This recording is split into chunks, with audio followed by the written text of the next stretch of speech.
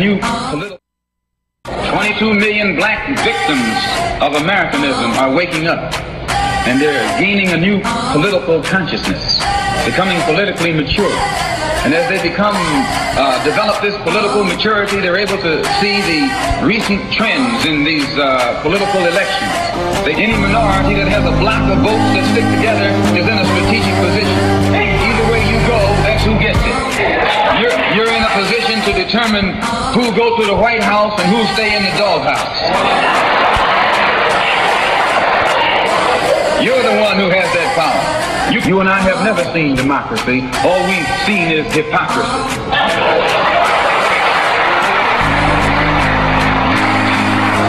When we open our eyes today and look around America, we see America not through the eyes of someone who has enjoyed the fruits of Americanism.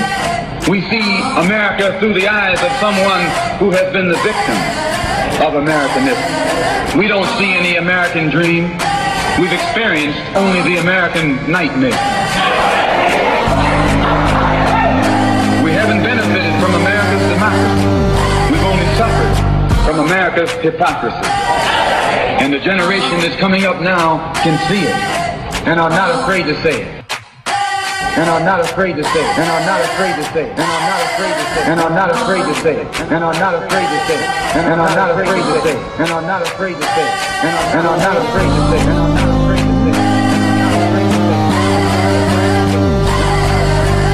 And are not afraid to say it. And are not afraid to say it. Welcome, welcome, welcome.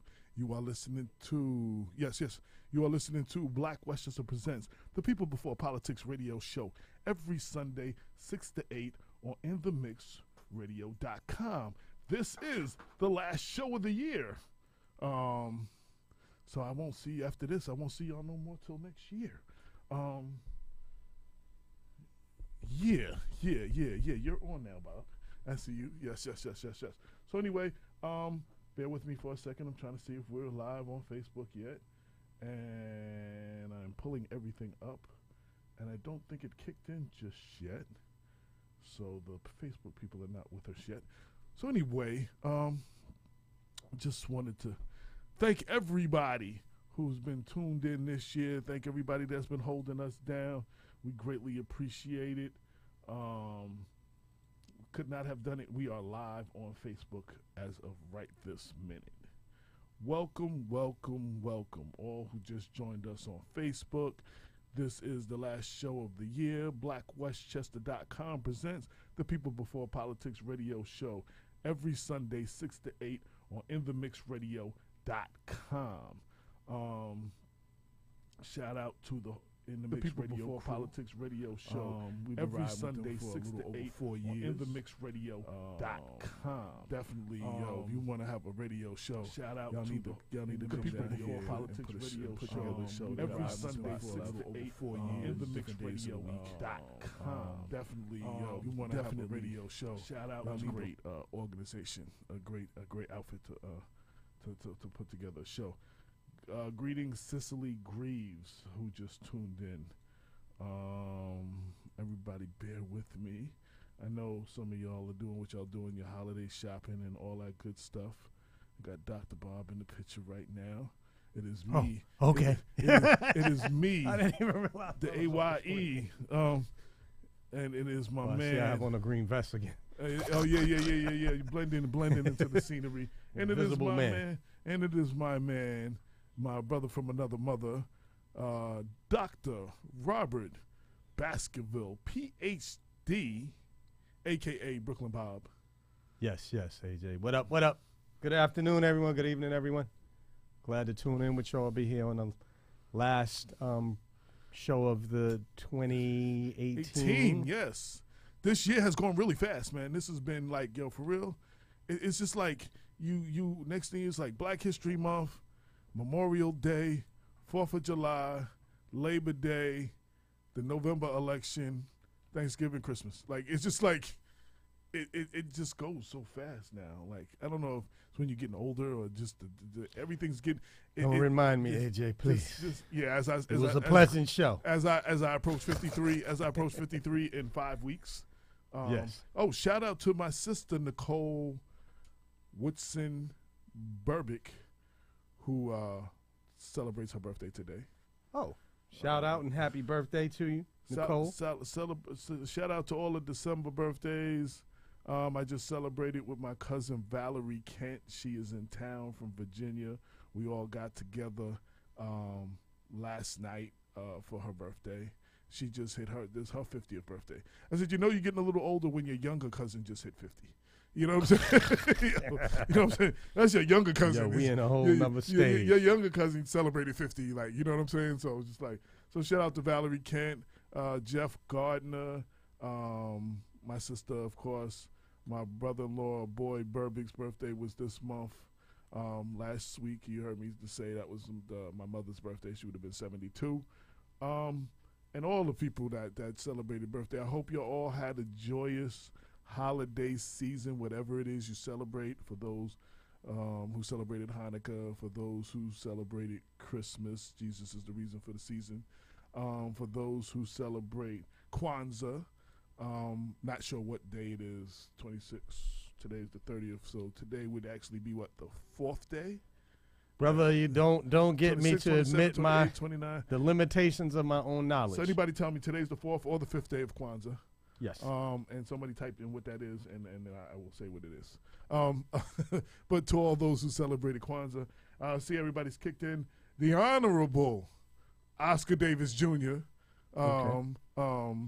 The head Brother president, Davis. Yes, the Mount Vernon Public Library trustee president is in the place to be. Wilfred Dennis, what's going on, sir? Not sure, but I think you had a birthday recently. If you did, happy birthday. Uncle Frank, of course, he said Happy New Year's to us. Frank, what up, Frank? Happy New Year, man. Sharon Salam, mother of Yusef Salam, one of the Central Park Five, right. is It's an honor. Is listening. She's been on the show a few times. Welcome, Yes. welcome. Donna Nolan, hi everyone. Wishing everybody a happy and healthy New Year. Hey, Donna, same to you. Happy New Caitlin Year, Gleason, definitely always holding us down. all the time. Another Mount Vernon Public Library trustee, but she is so much Pillar more, of the community. so Absolutely. much more than that. She's always holding it down, whether she has a title or no title. She Surely. is somebody who, is definitely a stakeholder in the community, definitely a strong supporter of both Black Westchester and the People Before Politics movement. So shout out to her. William Smith, Pitt Brothers.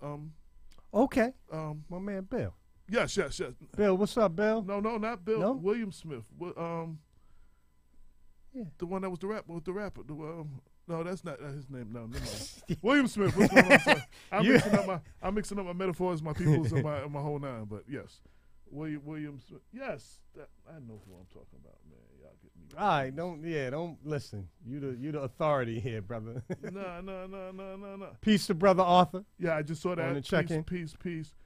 Shelly Lewis said straight from Brooklyn. Mount Vernon resident now. Happy New Year's. Pee Wee Mel. That's what I was correct. Oh, Shout out that's to Mel. Pee Wee That's Mel. my man. William Mel, I'm sorry, Smith. Mel. That's the government. Mel. Yo, he had me. He had Mel me. like, yo, Bob, you need to. He had me confused. Yeah, I thought when yeah. I said the name, he was gonna say, "Yo, Pee Wee Mel." I was Yo, like, Mel, what up, Mel? Yeah. So, what's up, my brother? Because that's not what shows up as a Facebook name. So I was like, Yeah. Mel like, yo, Brooke, you need to. Yeah. I mean, and they go go way check back. the You know what I'm record, saying? man. Yeah. I'm embarrassed right now. Monty Whitaker from Prince George County, Maryland, tuned in. Alicia Taylor, I think you're in Georgia now. Shout out to you and my homeboy Todd from Strong Island, from Central Long Island. I think they live in somewhere in the Atlanta, Georgia region right now. Omi Medina Sr. What's up, Omi? What's going on? I'm trying to make sure I get everybody as they tuned in and get everybody shout outs and all that kind of good stuff. Yeah, like I said, this is the last show of the year. For everybody, this is August. The beginning of August was the 4-year anniversary of the show here. And July was the 4-year anniversary of the website. And August was also the 1-year anniversary of the newspaper itself. So, we got a bunch of things coming up. 2019 is going to be a big year for the movement. January 27th will be, this is episode 196. Mm-hmm. January 27th will be the 200th episode of the People Before Politics radio show. You know what I'm saying? We're gonna figure out what we're gonna do over the next, week to 10 days. Next 2 weeks, we're gonna figure out. We try to have a good celebration. The 100th episode, we had a big celebration. We had everybody who was ever a host or ever part of the show come through. Some of our supporters. We had we had a large portion of the Foursquare Peace Project here. Mm-hmm. Like that whole back wall was just full. We had a big celebration. It was beautiful. We had T-shirts and everything and the whole nine and sponsors and the whole nine. So we're going to figure out, I'm going to be working on that in the next week or so, what we're going to do to celebrate our 200th episode, which will be January 27th. And then again in July will be the 5-year anniversary of the website. So we definitely going to have something big, some kind of fundraiser, big to-do party somewhere.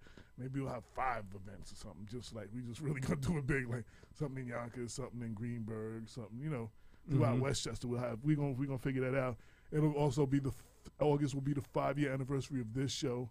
So we got a lot to celebrate, and the 2-year anniversary of the newspaper. So we got a lot to celebrate in 2019. We trying to take it there, take it. We appreciate everybody that's holding us down. Dr. Bob has definitely been holding it down. I try, AJ. For bringing like a lot more. He's been taking, like, basically I've been wearing all the hats. Right. A lot of the time. Like I'm your co-owner, I'm your editor-in-chief, I'm your chief cook and bottle washer, I'm the producer of the show. That's what you are. Chief cook and bottle washer. Yeah, I'm the main writer, the main editor. I cover the events. I'm the photographer. I'm the graphic artist. I'm the social media department. So we're gonna be delegating a lot more authority. We get a lot more in 2019. Absolutely. So we're putting a lot of things in place. There's a lot of things we're doing behind the scenes right now to bring forth a better experience and to take what we're doing to the next level. I think like this show, just for this show alone, the body of work of people that we've had on this show. The list is just crazy. I don't think no other show, no other media outlet has had the bulk of people that we've had. We've had Senator Cousins on at least 2-3 times, and now she's the head person in the Senate right now. One of no longer 3 men in the room, it's 2 men and a woman, and 3 persons in the room, as she puts it, 3 individuals in the room now. Right. She's up there with the governor and Speaker Hastings, Carl Hastings. Those are the 3 people that make the decisions basically in New York State. They come together, the 3 people in the room. Right. That does give me an opportunity to give. Shelley Lewis said, "Please invite me." Okay. Tracy Kate said, "What's going on?" Sorry. Donna Nolan Trace, said, how are you AJ today, would Tracy? love to come on before our basketball tournament. Donna, I have been very. I keep forgetting. Please tell me when the tournament is again, and let's schedule you. Let's get you scheduled in. Right in the beginning of the year, just before. So let me know the date. Let's make that happen because you definitely want to do that. Go ahead, Bob. I am so sorry to interrupt you. Go ahead. Oh no, I was saying it was a nice opportunity to extend congrats to both you, Damon, and the entire Black Westchester team for being mentioned in the New York Times article this past week. Yeah, an article on Senator Andrew Stewart Cousins. Towards the end of the article, in the New York Times article this week, they mentioned her talking about trying to get to this point for a long time, and this is something that she's wanted to do, and that she expressed it on our show, on this very show. So they mentioned us in the radio show, which was a good look. I mean, we've been quoted by Low HUD and FiOS and News 12 several times. We've been quoted by the New York Post at least twice. ABC News actually had me on talking about the rat infestation in Mount Vernon, and actually had me on camera.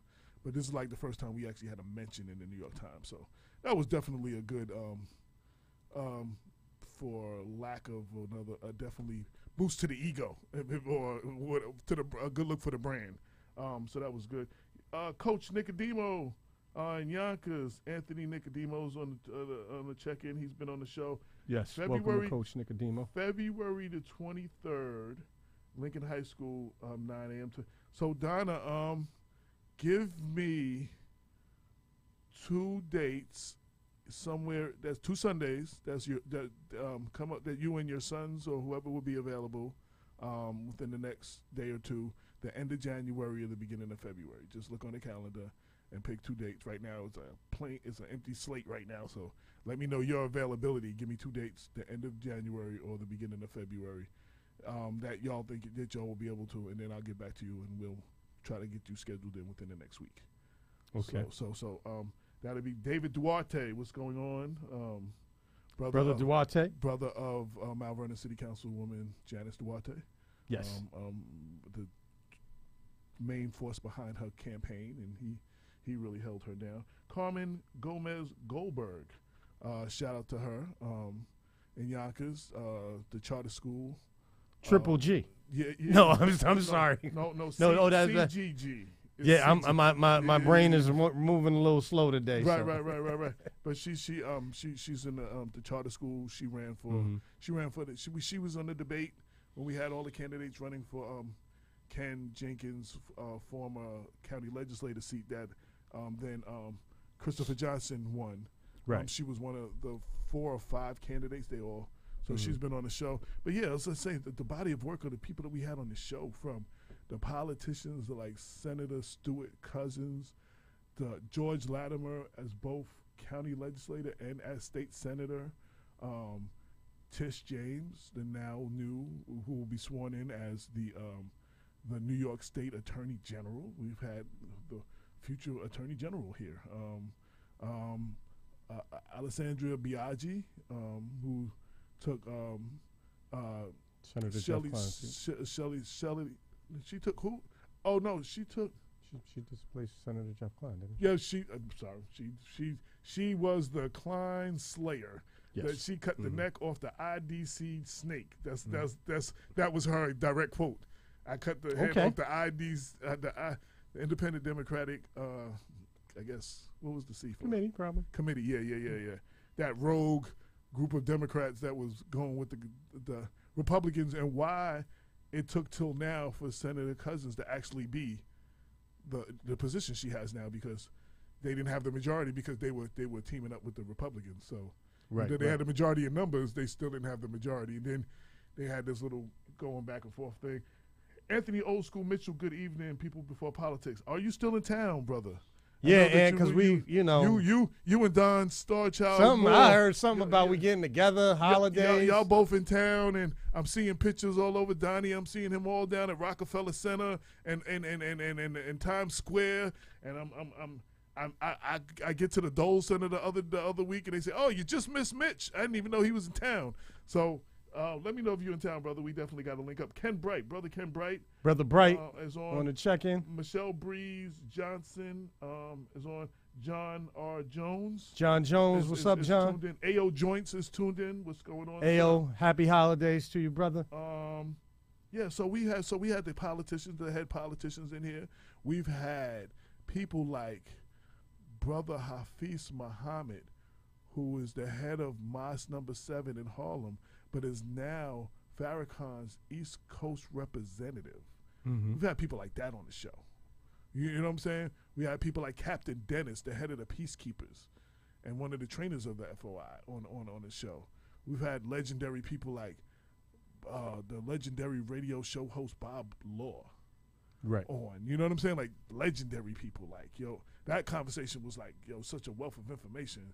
He's talking about the death of black radio. You know what I'm saying? Black talk radio. It was him and Gary Bird, and and he reiterated the importance of this show, and that he was happy what we were doing because it continues on that tradition of black talk radio. So we've had people like that. Not in town this year. We'll be in town in the new year. Okay, brother. Stanley Ridley. Welcome, Brother Ridley. Chris Ridley's father. Yes. Definitely said good evening. Definitely, but we had people like that on the show.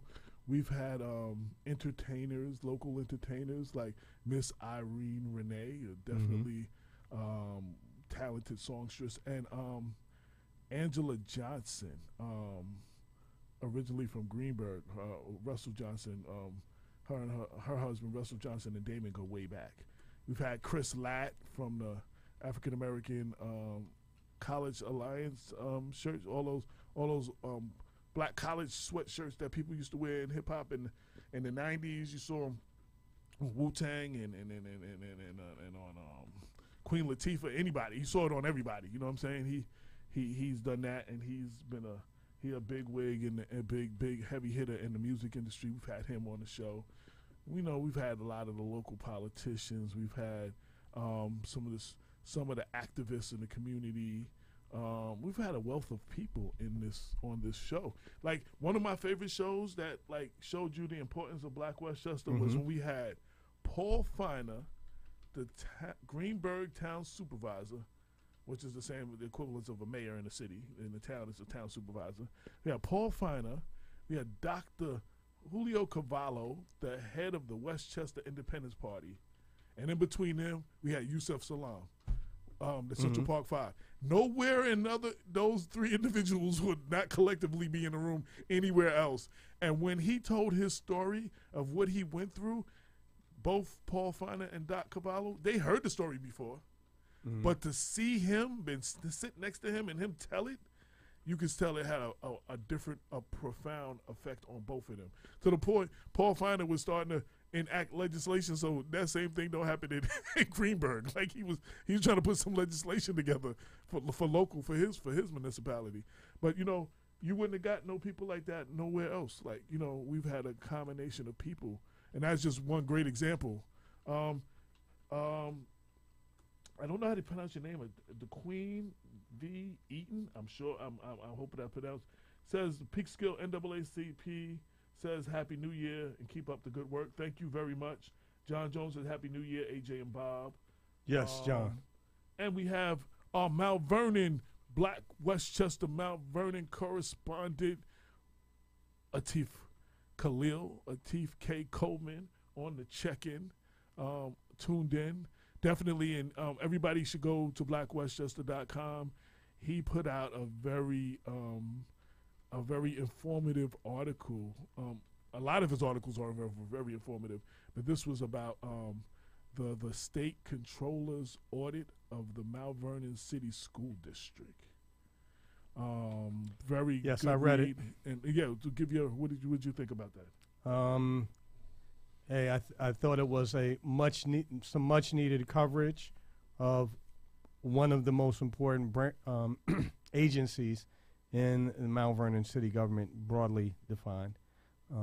As we all know, a considerable number of tax dollars is spent on K through 12 education in Mount Vernon and elsewhere.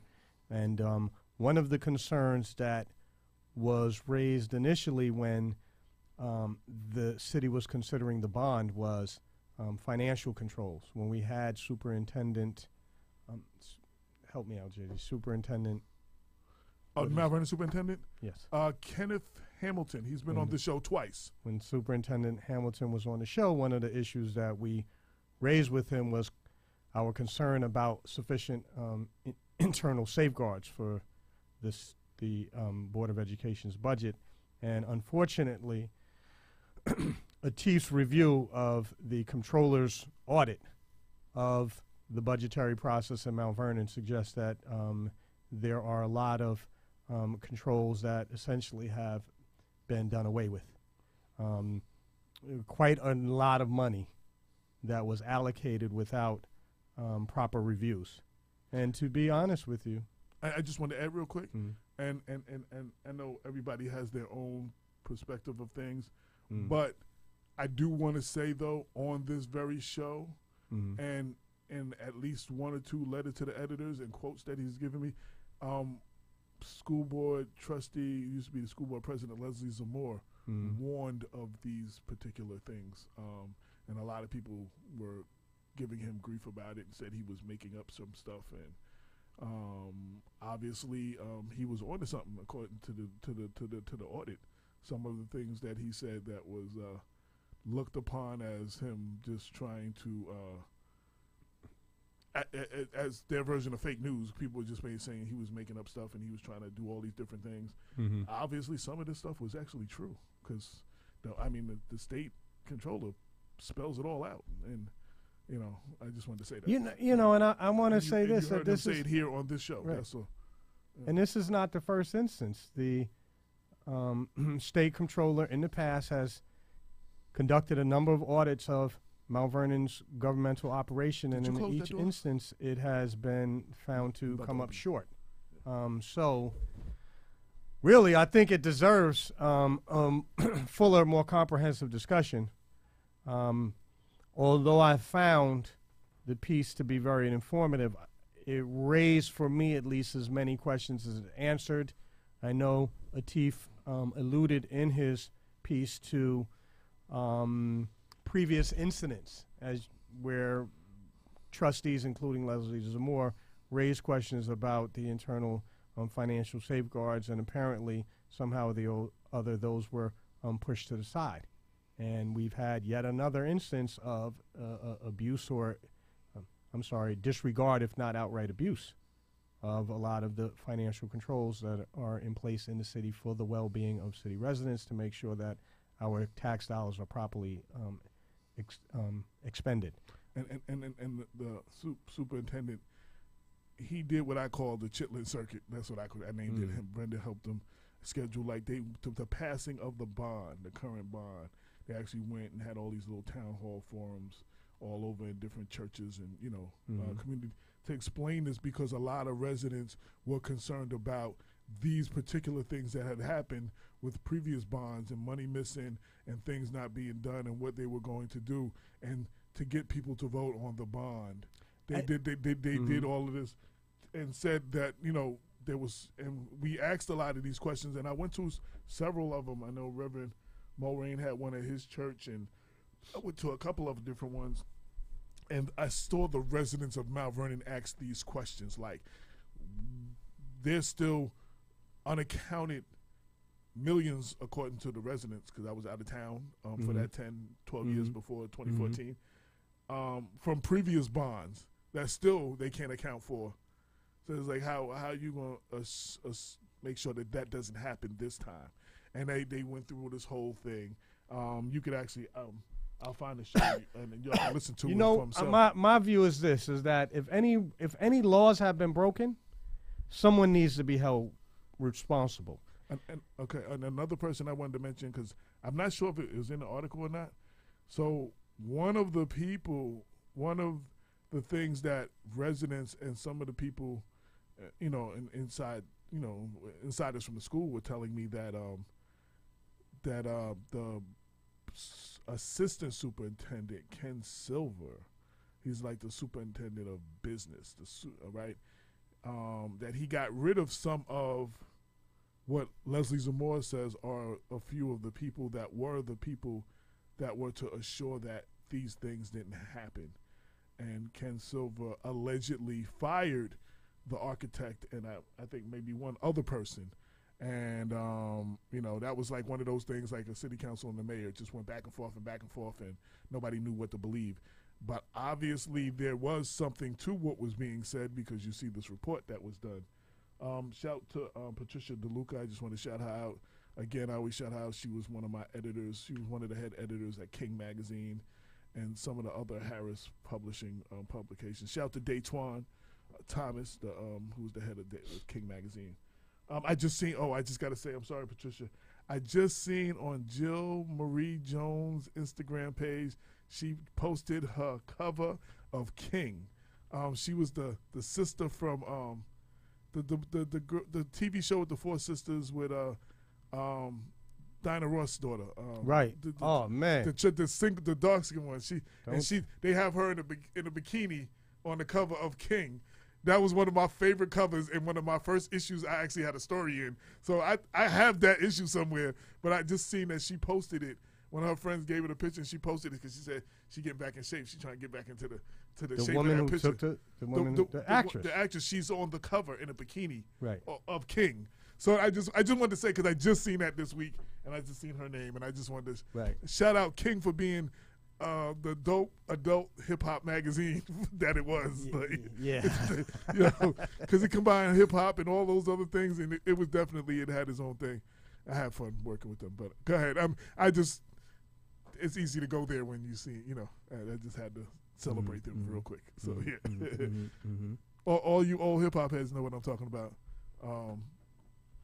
So anyway, shout to Canute Brown Morgan, a Mount Vernon resident. Resident. He lives somewhere in Georgia now. I see he's on the check-in. I'm getting various messages, so hold on. I'm just trying to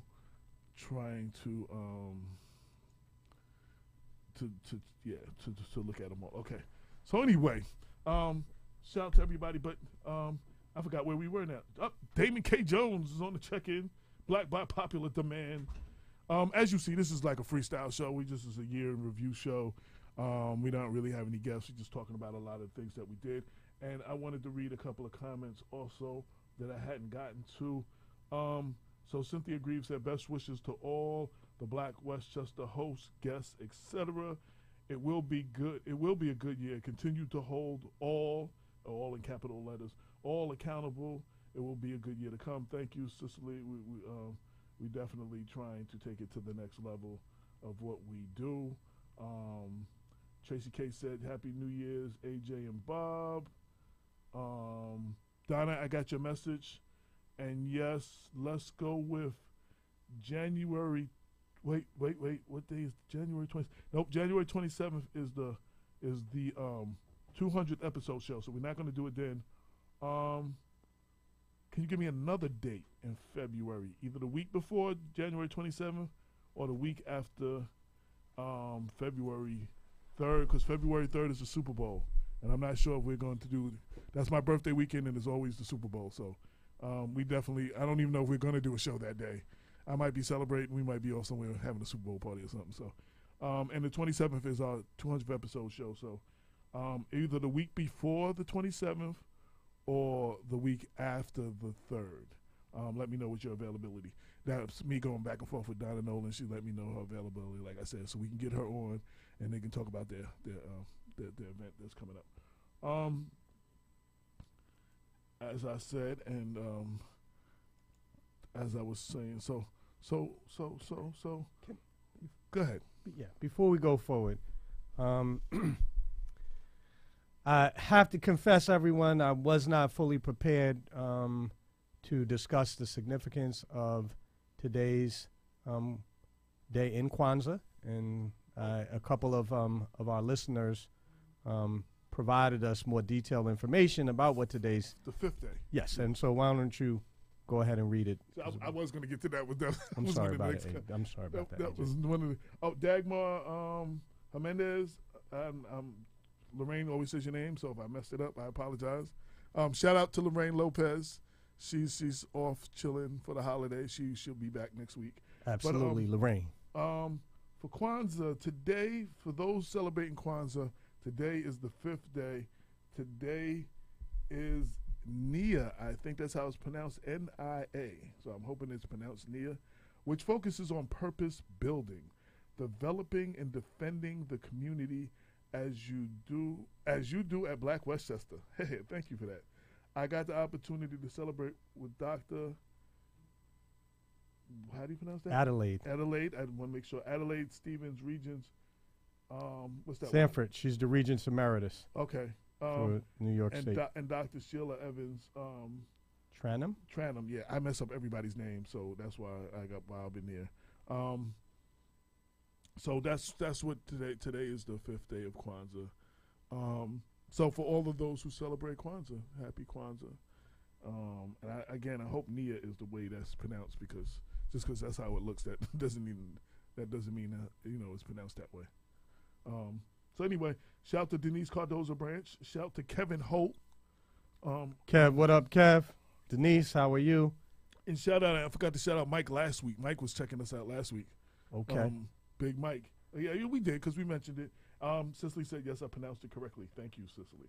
See, thank you. See, this is I love this. I love that we are able to interact with the people. I love this social media forum, and especially when we have people on here. They can ask the questions, and I can answer. I can ask the people their questions, and they can get answers to their questions in real time. Whether it's elected official or a celebrity or local politician. I mean, local activist or whatever. It's a beautiful thing. So, shout out again to Damon K. Jones, chilling. DK, what up? I don't know if he's calling today, but I see he shared everything.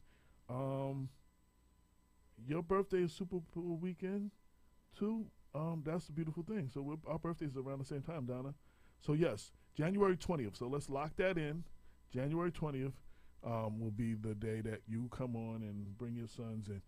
Let's talk offline this week. So we talk about how many people you bring in and all that kind of stuff. So, but take that date, January 20th, and let's touch base after Tuesday. So I'm sure Monday and Tuesday everybody's doing everything. I don't know what I'm doing. So, yes. So, we got one show half scheduled. So for the new year, that's a beautiful thing. As always, we cover an array of topics. As our slogan says, real talk for the community, since 2014. There's topics that you would like to see us talk about in the new year. We want to hear from you, the listeners. What is the email address for the radio show? peoplebeforepoliticsradio@gmail.com. I believe that's it. Bob's looking at me like, what, you're asking me? Everyone. He's like, he's looking at me like, why are you asking me? I have everything on my phone. Here it goes. So it's yes, good idea. It's People Before Politics Radio, all together. People Before Politics Radio @gmail.com. So yeah, if you want to see us discuss certain topics, guests that you would like to see us have on in the new year, anything like that, hit us at peoplebeforepoliticsradio@gmail.com. So, we are definitely talking about the topics that matter to all of you. Paul P. Nice Bryant just joined in. Shout out to him. Yes. I'm waiting for another brother to come. This is the time when it's good to have Damon here and have Lorraine here. We have these various conversations. I've just been in relax mode all week, so I'm just y'all have to excuse me. I think Brandon said he's on his way though, because I just got a text from him. I did get a text from him. Looking at messages. Shout out to my homie Rodney Norman, Central Islip, live in I think the Kansas City area, or I think he moved to North Carolina now. Can't keep up with people.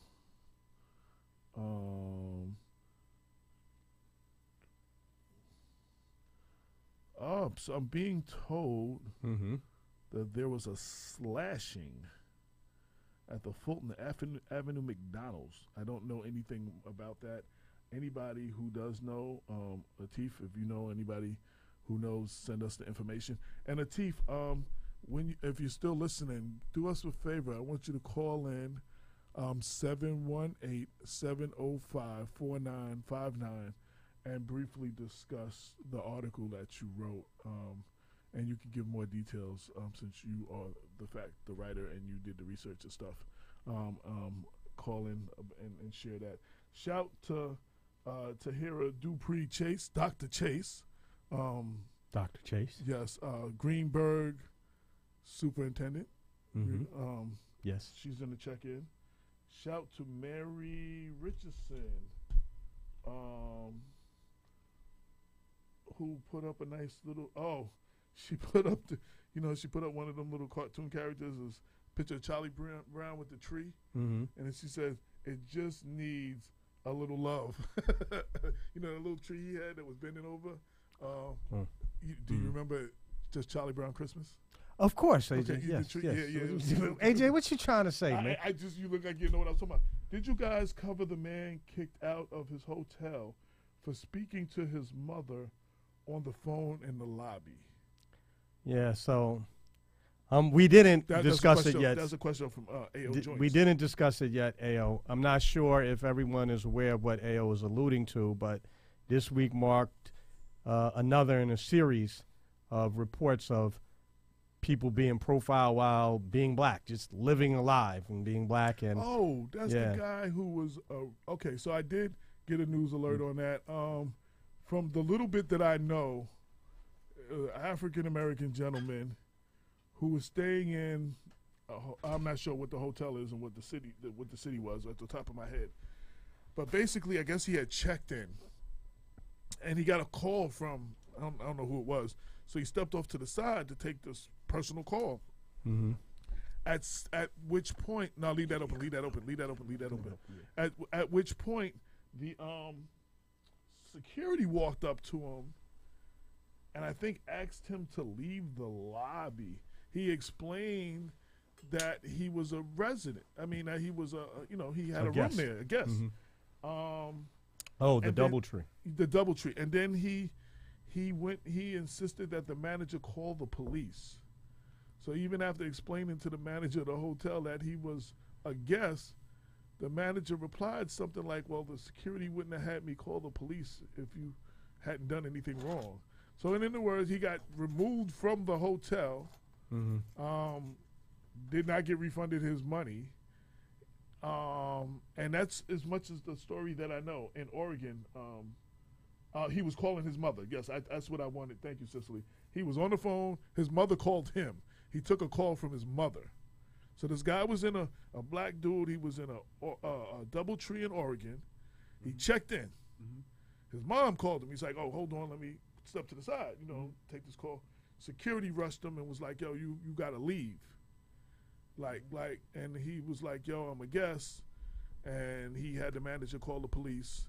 And he was removed. The police removed him from the hotel.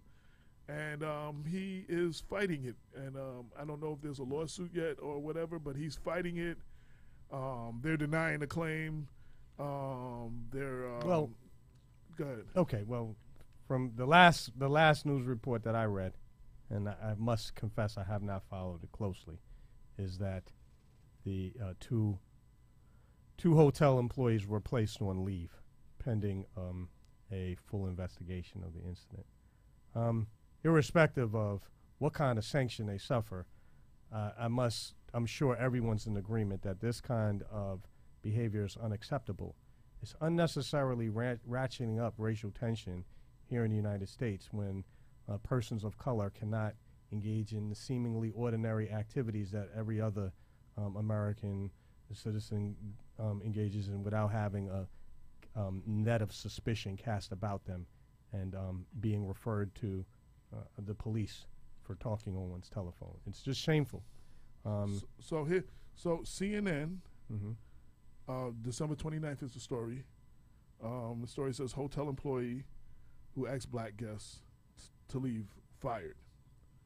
2 employees seen in the video for that story asking a black guest to leave a Portland, Oregon hotel after he took a phone call in the lobby have been let go, the facility said Saturday on Twitter.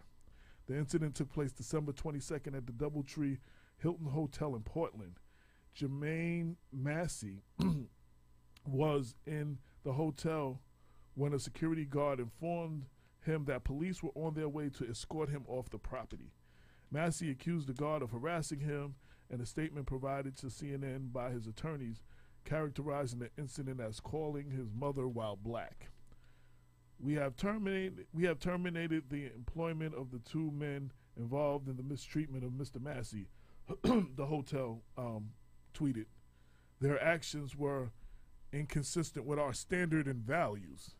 We reiterate our sincere apology for what he endured, and we'll work with diversity experts to ensure this never happens again. Stopping right there, this shit should never have happened, period. You should not have to take a diversity. You should not have to what it says, work with diversity experts in 2018 so that a black man who's a guest in your hotel takes a phone call in the lobby and is escorted out by the police and harassed by security. You should not have to take diversity. Shouldn't have to meet with diversity. You should not be working with the public. This should never happen, period. I agree. Period. Isn't it like, what was the guy doing? I'm going to finish. Just on the phone. That's it. The move comes a day after the hotel apologized to him. On Friday, it placed the employee on leave during an investigation and said it would take the appropriate measures to ensure that it does not happen again. We have a zero tolerance on discrimination of any kind. Obviously not. No. Stop. But that's not fair, though, AJ. What? I don't understand why you just said that. Look. Well. No. You finished, but we need to come back to something. Okay, yeah. I'm not saying that they don't have a tolerance. They don't have a zero tolerance. Obviously, they're handling it. Okay. I'm saying though that there shouldn't be people working as security guards in hotels. In 2018, we have these kind of things going on. That is my point. More. So in the series of Instagram videos by Massey obtained by CNN, he is heard asking the guard, "But why? But I'm staying here." Security said, "Not anymore." And obviously he has videos and he shared it with CNN. Massey then told the hotel desk staffer he was taking a personal call in the lobby when the guard began to question why was he there. At one point in the video, he shows two men the key card envelope with the room number and date written on it. Hotel staff contacted the Portland Police Bureau and asked an officer to speak with Massey after employees asked him to leave the property, according to a police statement.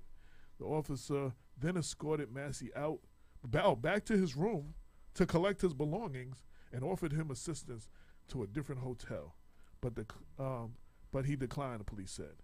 Massey's attorneys told CNN that hotel staff demanded he be arrested for trespassing if he did not leave the property at that time. Then it shows the videos and stuff that it was. In addition to reaching out to the hotel, CNN saw a comment from the two employees shown in Massey's Instagram video. Portland Mayor Ted Wheeler on Friday condemned the incident. It's deeply troubling to hear Mr. Massey's experience with discrimination. He tweeted, "No one should be treated this way. I agree, and I hope it serves as a catalyst for necessary change that addresses systematic nature of discrimination on all forms." The DoubleTree General Manager Paul Perletta, I'm sure I mispronounced that, called the incident unfortunate and said the hotel tried to contact Massey. "We are sorry for this matter," blah, blah, blah, blah, blah. They said their apology, and I think that's the end of the article. Just let's see if there was any update. That's it. Yeah, that's it. Through his attorneys, Massey asked the Portland DoubleTree to explain why they considered him a threat to hotel security and why security even questioned him in the first place. Now, I just want to question: is security are they exploited in this too? I know you got Mr. Massey here. Do they have the names of the security guards? Because they need to really. No, it doesn't. It doesn't. They only have the gentleman, and the mayor said his name. The hotel basically just tweeted under the hotel name. Or disclose information. Oh, very interesting. Very interesting. Well, DoubleTree's first response was insensitive. I can't remember what it was, but I agree with Ayo. It was insensitive until they were pressured by the national news, because their first statement was something along the lines, and I paraphrase because I'm not reading it directly from the thing, something like, the security would not have asked us to call the police if you weren't doing anything. That's what their response was. Something along those lines. And I think as the manager, as the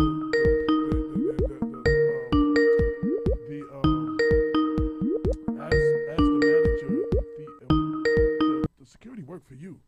You should have been dictating that situation. Brother Damon, did you hear this last part of the show that we were talking about? The guy who got kicked out the hotel for talking to his mom. Oh, hold on, I'm not. Hold on, D. We're not hearing you. Let's see if it's on our end. Nope. You gotta turn your mic on. I got you on over here. Still not hearing you. Not hearing you. I don't know why.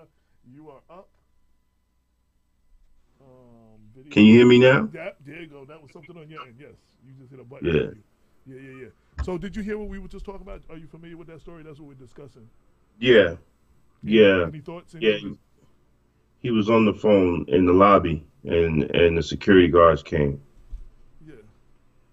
Yeah, it's unfortunate, man. You know, I mean, this is America. You know, I mean, and to be clear, they weren't trying. They said, "Well, help you go to another." They weren't even trying to refund him his money. Not that he should have ever been kicked out, but they were kicking him out and keeping his money.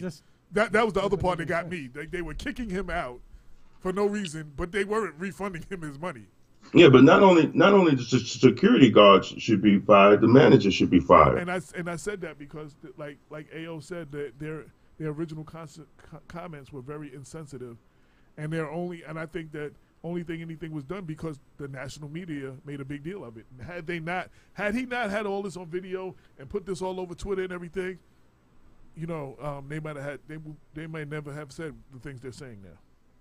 Listen, man, the cell phone is part of the black man's survival guide. Yeah, right? The camera phone. Yeah. Exactly, is part of the black man's survival guide. Because you have to walk around with the cell phone on the ready. It's unfortunate, but this is what we have to do as black people, you know, in 2018 and go into 2019 to protect ourselves, you know, because we're proven guilty because of the color of our skin. So, you know, these are the things that we have to do. So, I mean, but the problem is this. You know, where's all the great organizations talking about boycotting Marriott? Right, because I didn't see no statement, and I haven't read all the news, so their local NAACP might be doing something, but I have not seen that yet. Where are the organizations? I agree with you. Right. So, you know, we still gotta, but that's our fault. You know, at the end of the day, man, you know, we still don't create institutions with all the spending, with the spending power that we have as black people. We still think the white man's ice is colder and his beds sleep better. So until we start addressing this through economic terms, we're going to continue to hear these stories. So Cicely Greaves was saying, she said, we have to pay attention to these subtle references. She said, I got so many monitors in front of me, hold on. She said what was disturbing to her, if you watch the interview, what was troubling to her was that the guy's attorney referred to him as that guy. So why were you addressing your client in that manner? I haven't seen the video, so I'm just. I didn't see that. Yeah, I can't speak on it because I didn't see it. Michael Garrett's tuned in. The comment under all those articles show the bubble white American continues to live under. That's what A.O. Joint said. And Michael Garrett said, Damon, say it again.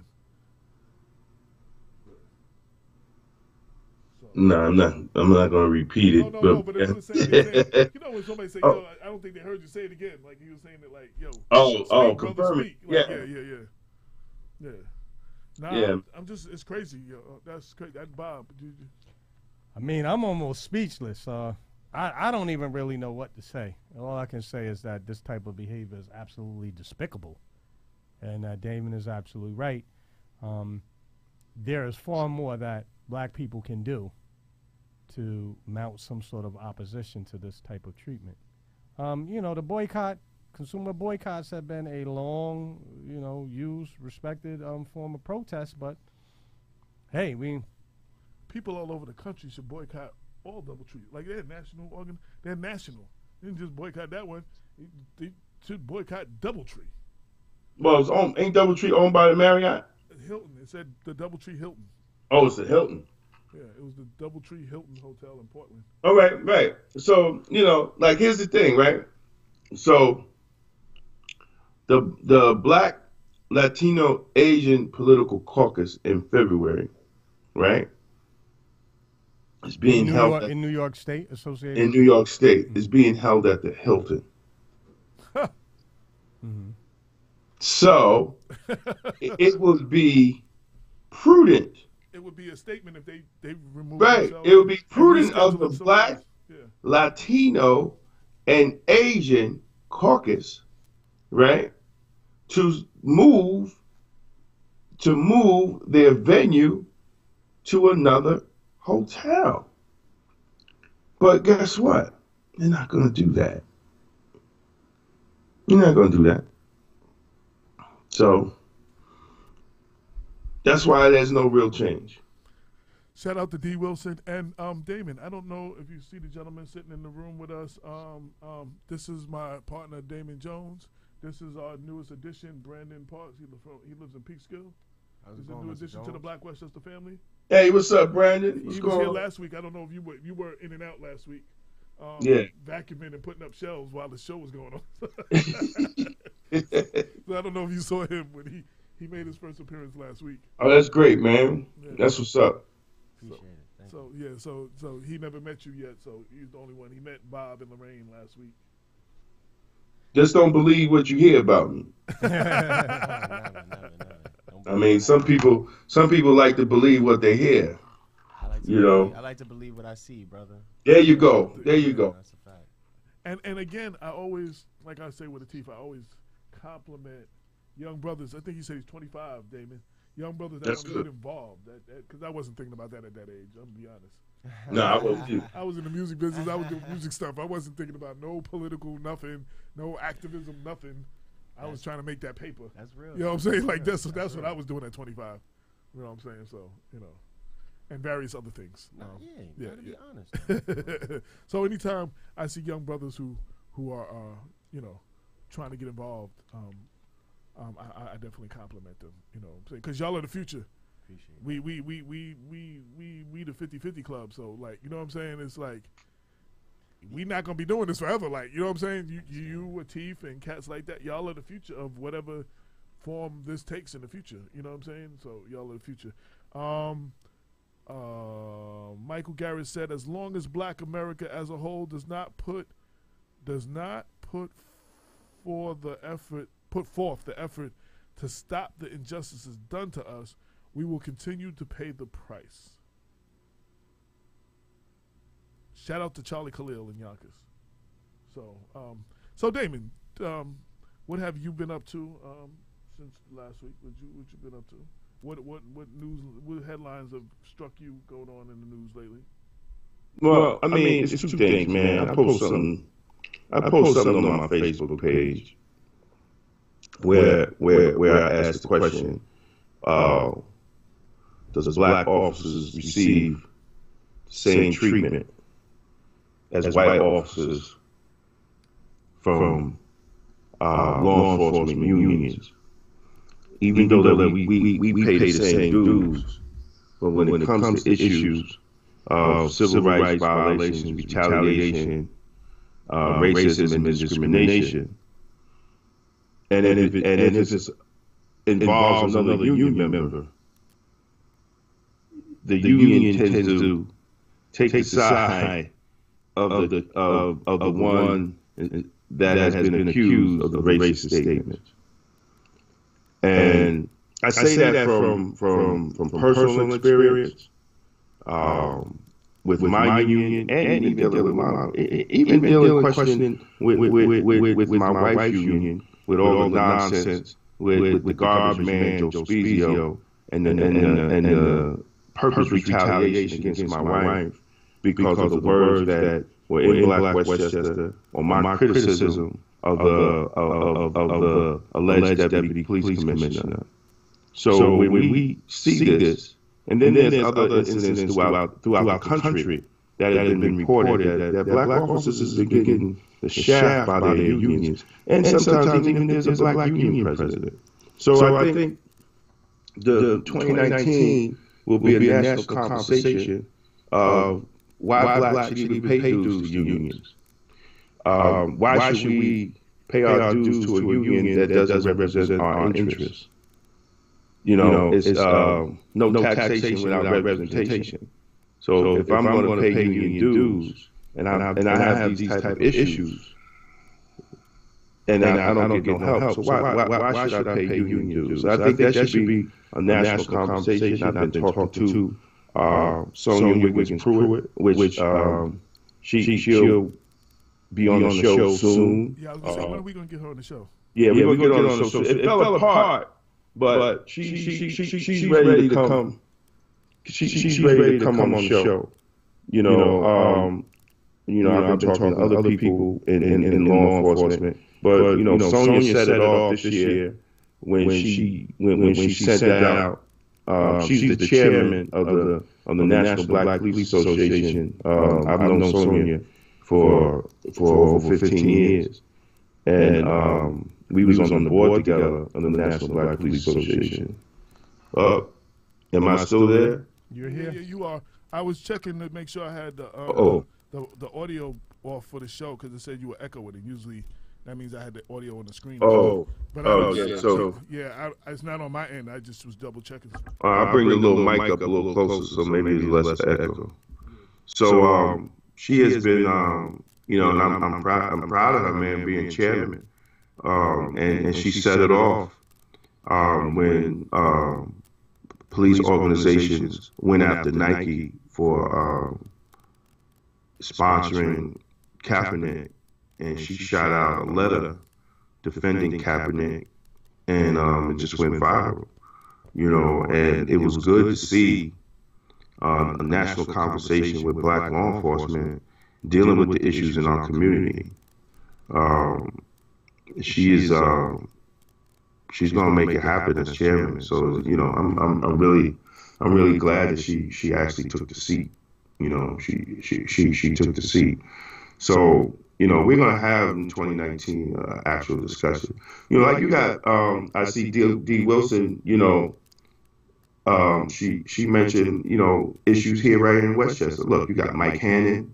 Here's a black officer that was hit in the back with a chair from the White Plains Deputy Chief of Police, right? No criminal charges against her, no suspension, no violation of not only departmental policy, but just city code of conduct, right? You have Joseph Spezio, no violation of nothing, not one letter from the union, even after I showed them violations in their own policies, nothing has happened.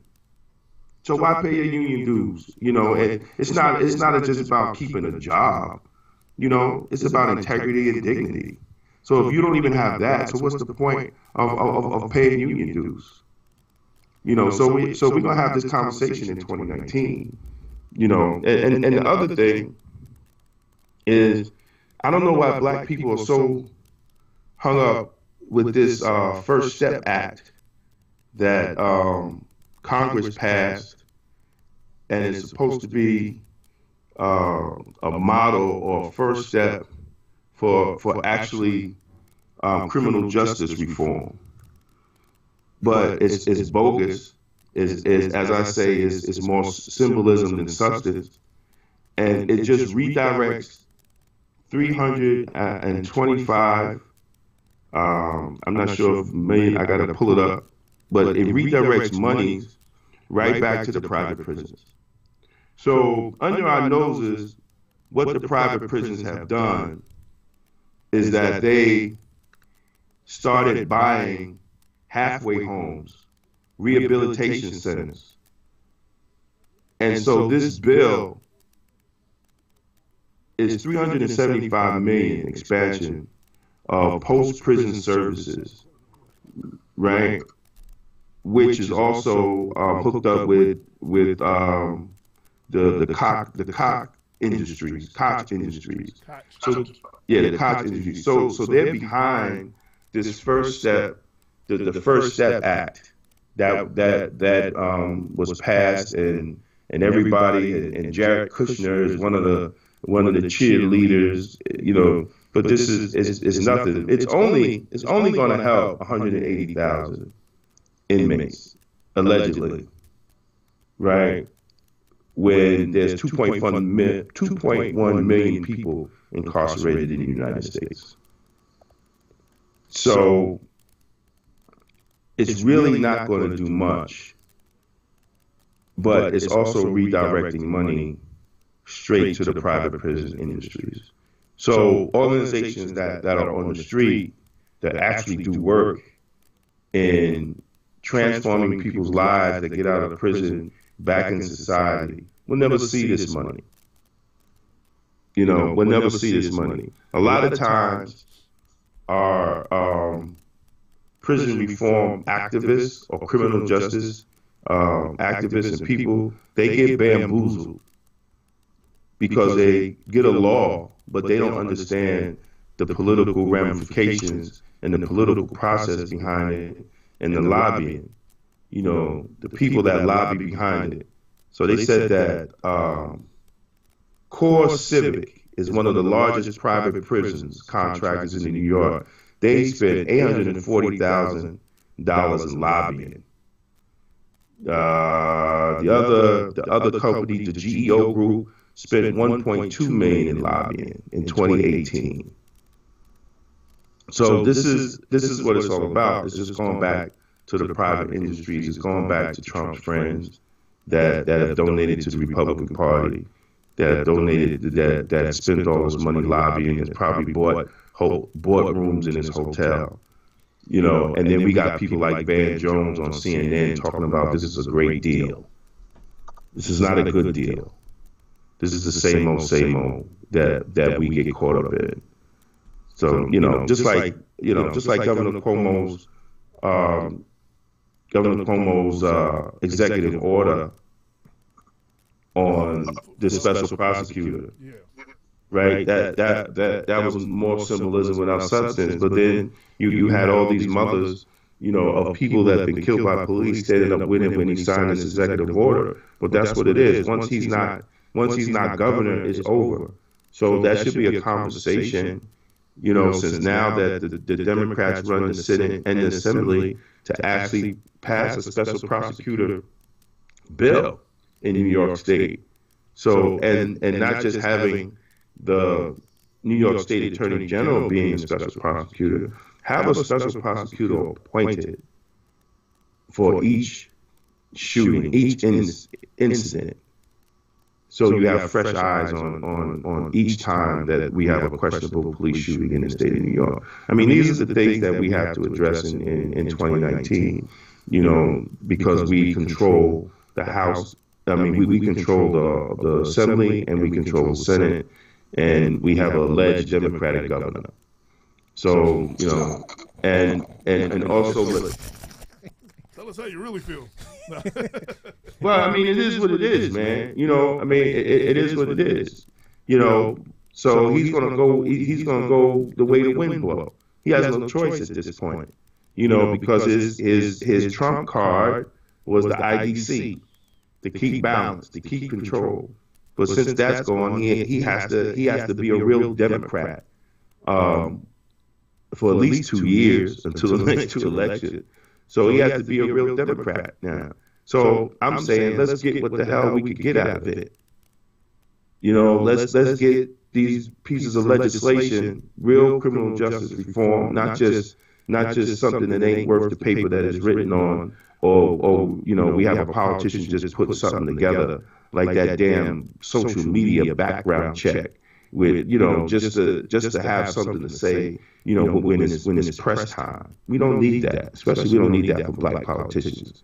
We need real pieces of legislation that's going to stand on its own, you know, not something just to be a soundbite, you know, and to get through a newscast just to have something to say. No, we can't have that no more, man, because our communities are suffering. You know, in the state of New York and all over. We need real pieces of legislation that's going to go through, especially in criminal justice. That's all I got to say about that. All right, there you go.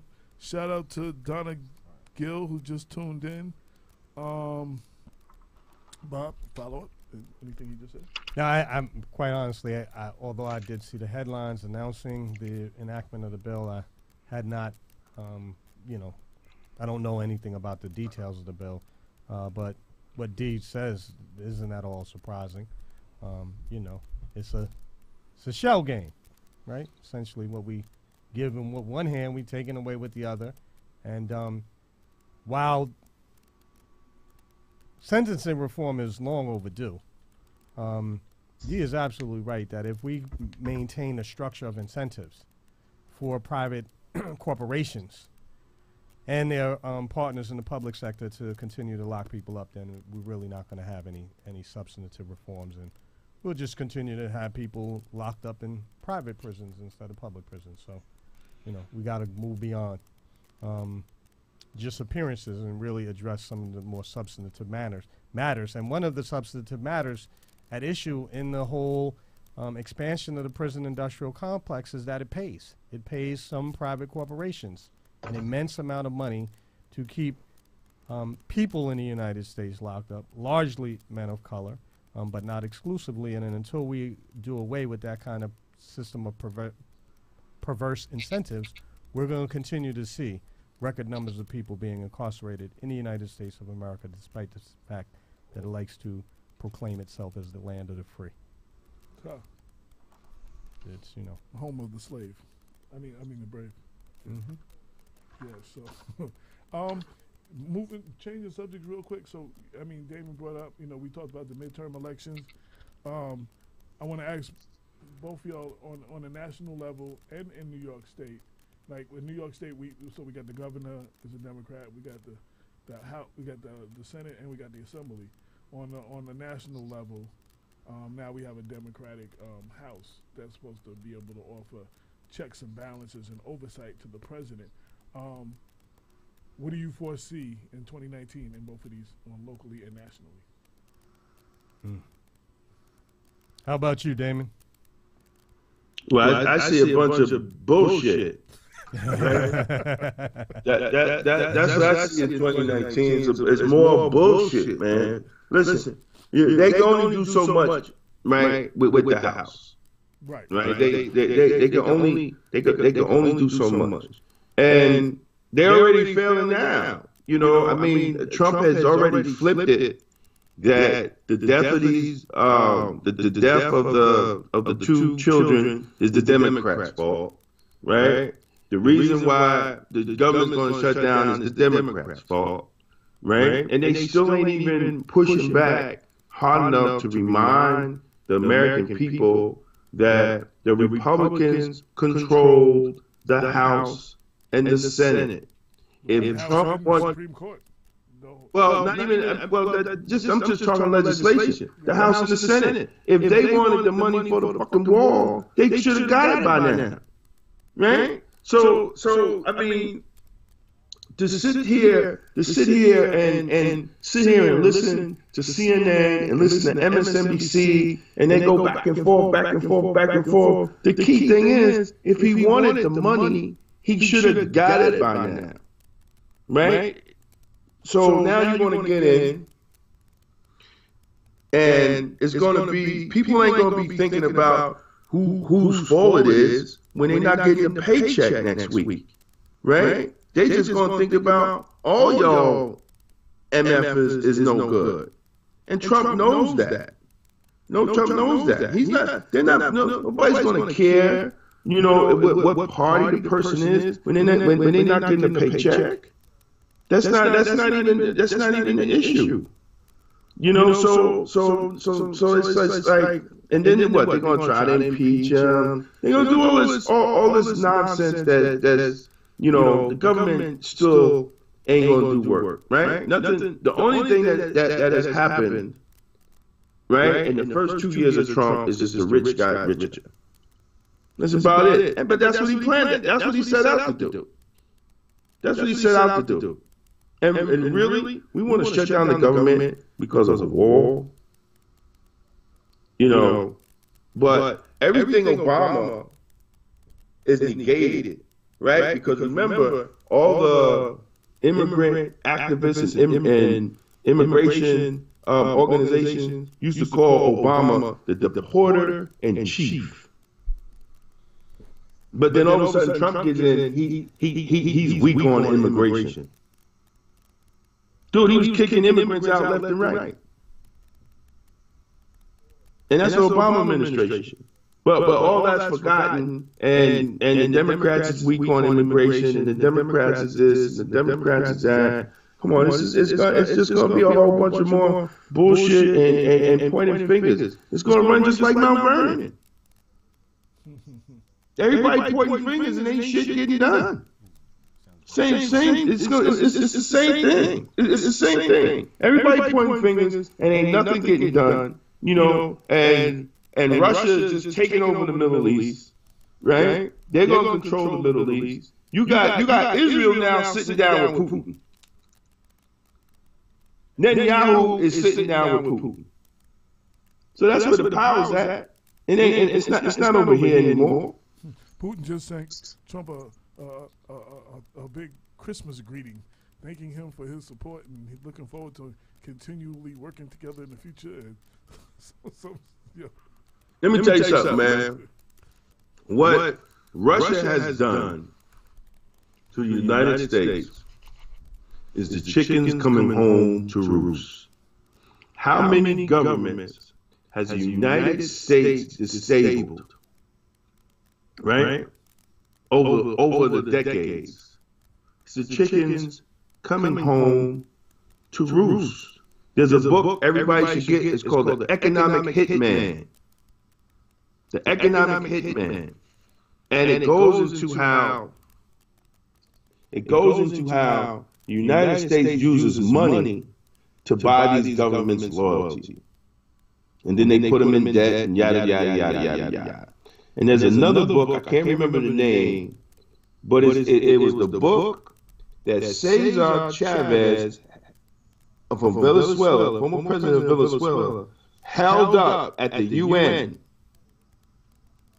And it went into how the United States destabilized South America and all that. But dude, it's chicken. I mean, they've done their dirt.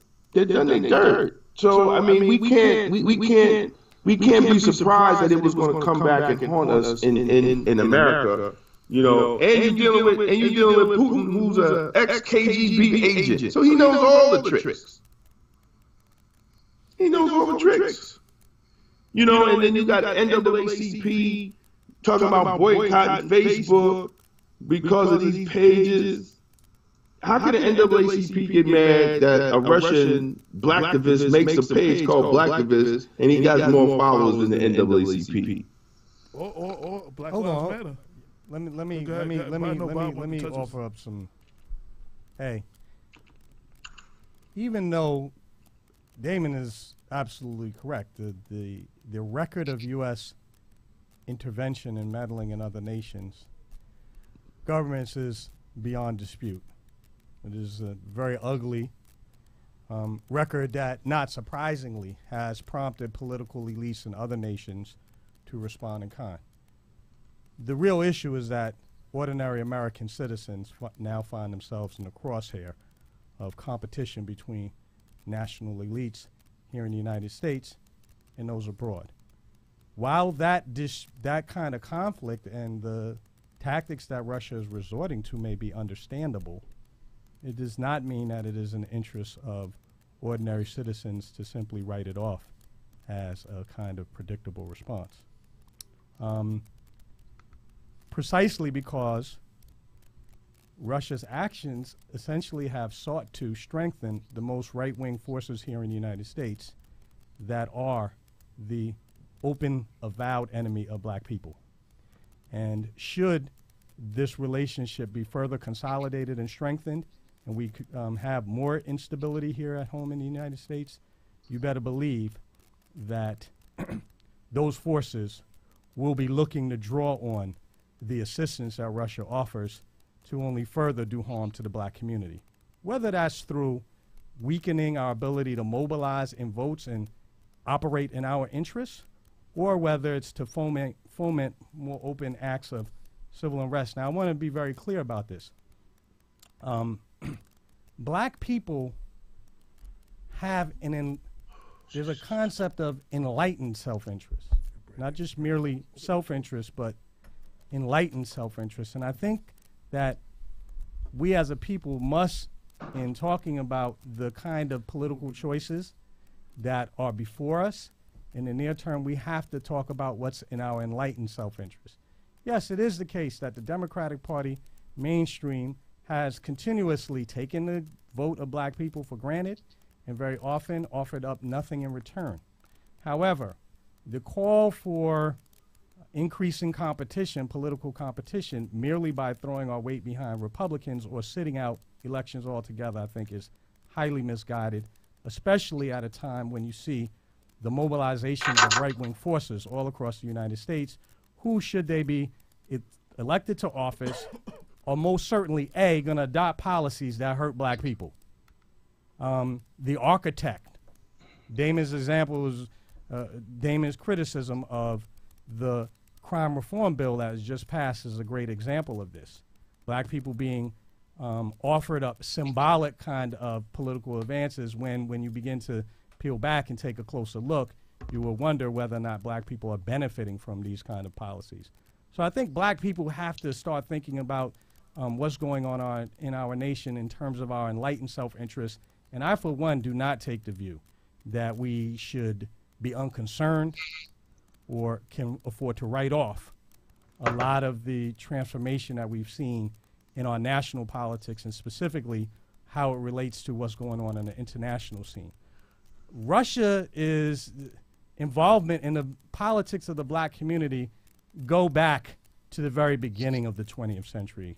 I was rather puzzled when I heard a commentator on CNN who should have known better, or MSNBC. As a matter of fact, it's a brother, I forgot his name, Jason. He's a professor of political science. He mentioned that Russia was involved in black politics in the 1960s, and yeah, that's true, but Russia has been engaged in using active measures in the black community in the 20th century since the 1920s forward, when communism and socialism becomes a major ideological school within the black community. So we need to be very clear that, and Russia in the past has deliberately tried to use conflicts between blacks and whites in the United States for its geopolitical advantage. I'll just cite one example from the late 1930s is the decision of Russia to enter into a non-aggression pact with Germany, Nazi Germany, just as it is beginning to annex other territories. And essentially, that's what Donald Trump is, the essential position that the Trump administration, at least, is trying to adopt, that we're a high degree of tolerance for expansionist policies in Russia that would destabilize the international order in ways that are not in the interest of black people here in the United States or abroad, for that matter, in my judgment. But just as importantly, we need to be aware that this is, in fact, a part of the playbook of certain kind of conservative, mostly Republican politicians here in the United States, and also their Russian counterparts abroad. So I'm very concerned, and I take the position that everything counts, that we need to be fighting tooth and nail right now. That's where we're at. And while I agree with both of y'all, I don't think he's saying not to be concerned. Mm-hmm. I think he's just saying, though, and I do agree that this is the point, the expression "chickens coming home to roost." Like this is a self-inflicted wound that this country is facing because of all the stuff that it's done. But we are right to be concerned because, I mean, right. The question is both points. I don't think both points are mutually this exclusive. One or this one. I think both of y'all are saying it's two different sides of the same thing, and I agree with both. Those chickens are coming home to roost. The question is, how many of the eggs do we actually want to see hatch? Exactly. but check this out. Not only that, we don't control no institutions. You know, and that's, look, if everything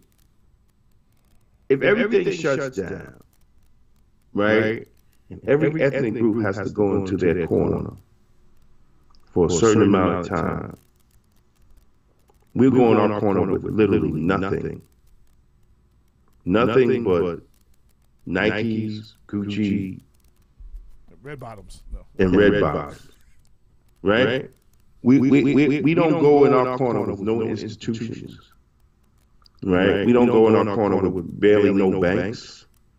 No hotels, no gas stations. We don't go in our corner with anything. Right? So how do we survive? And that's I think that's the picture that, black leadership, black politicians, like nobody's looking at. Because if everybody has to go in that corner, we go in our corner with literally nothing. With literally nothing. And we don't even have proper relationships with our motherland. Like every other ethnic group, they have relationships with their home country, right? The Italians have relationships with Italy. The Jews have relationships with Israel. The Irish have relationships with Ireland. We have no real relationship with Africa or no country within Africa, that we could trade with or go back and forth if we have to go back in our corners.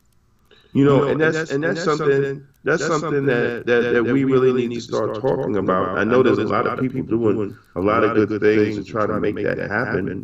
Definitely Dr. Daniels, the Pan-African Unity Dialogue. Unity Dialogue, and it's beautiful to see representatives from all these beautiful Black African countries come to these meetings. But on the whole, but how long will that take? And that's just a small percentage of Black people that's in America, man. So you know what? Real quick to interrupt you, in that aspect of what you're talking about the home country, Hispanics got that over us because they have identity with Puerto Rico or Mexico or exactly. They actually have that over us as well.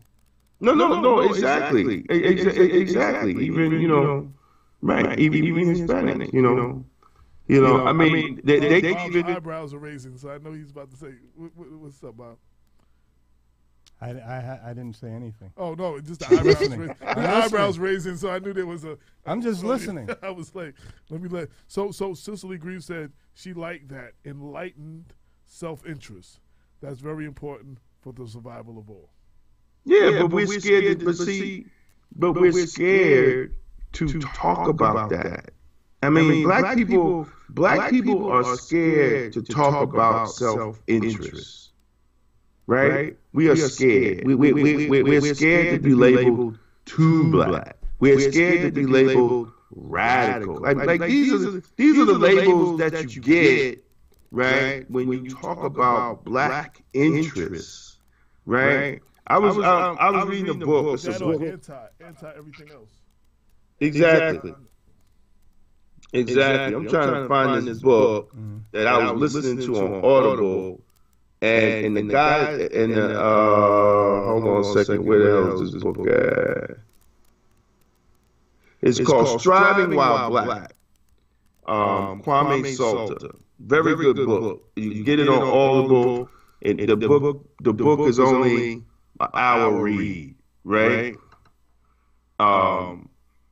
He said something that was very unique in the book. So basically, the book was written for young black men how to navigate through corporate America, because he did so many years in human resources, I think, at one of these big firms. So he says something unique.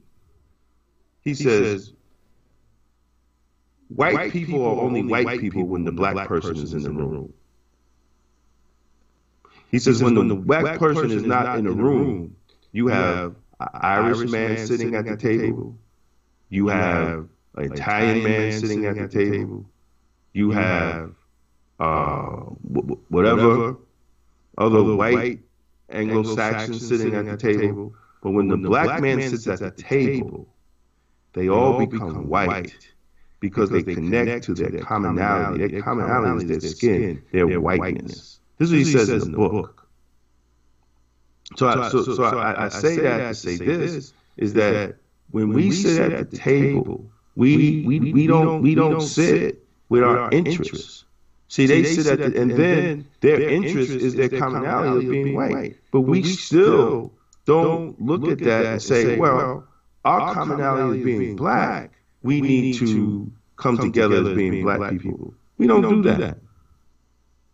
We don't do that as black people. We still fight each other. We still do a bunch of Negro stuff.